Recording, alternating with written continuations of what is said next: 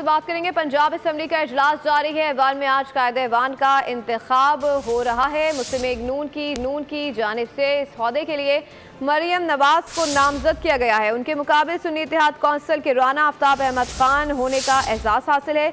मरियम नवाज को अव्वलीन वज़ीर आला होने का एजाज़ हासिल है। मरियम नवाज जब पंजाब असम्बली पहुंची तो उनका पुरतकपाक इस्तकबाल किया गया। मेहमानों की गैलरी से मरियम नवाज के हक़ में शदीद नारेबाजी की गई। मरियम नवाज नशिस्त पर बैठने से पहले अपनी वालदा की तस्वीर सामने रखी। मज़ीद जान लेते हैं नुमाइंदा बोल न्यूज़ अफजाल अब्बासी से। जी अफजाल अब्बासी, बताइएगा कि इस वक्त क्या मनाजिर देख रहे हैं आप?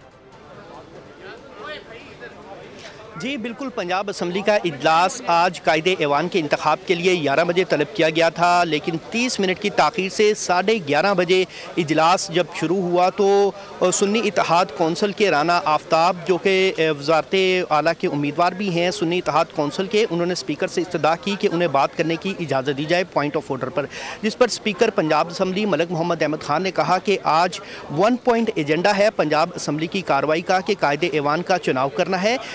सिर्फ ऐवान की कार्रवाई को 1 पॉइंट एजेंडे के तहत आगे बढ़ाया जाएगा, जिस पर एहतजाजन अपोजिशन ने वॉकआउट कर दिया और इस पर मरियम नवाज़ ने स्पीकर से रिक्वेस्ट की कि काइंडली जो अपोजिशन अरकान हैं इनको वापस बुलाया जाए। उसके लिए स्पीकर ने 3 रुकनी कमेटी बनाई।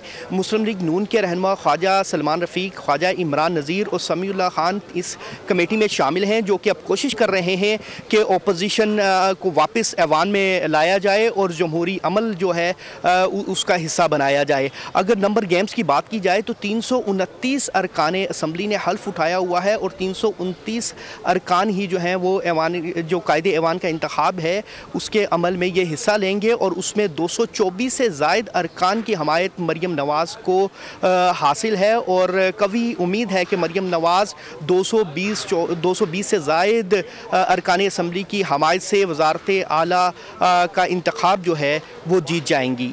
जी सब्सक्राइब करें और बेल दबाएं ताकि कोई खबर रह न जाए।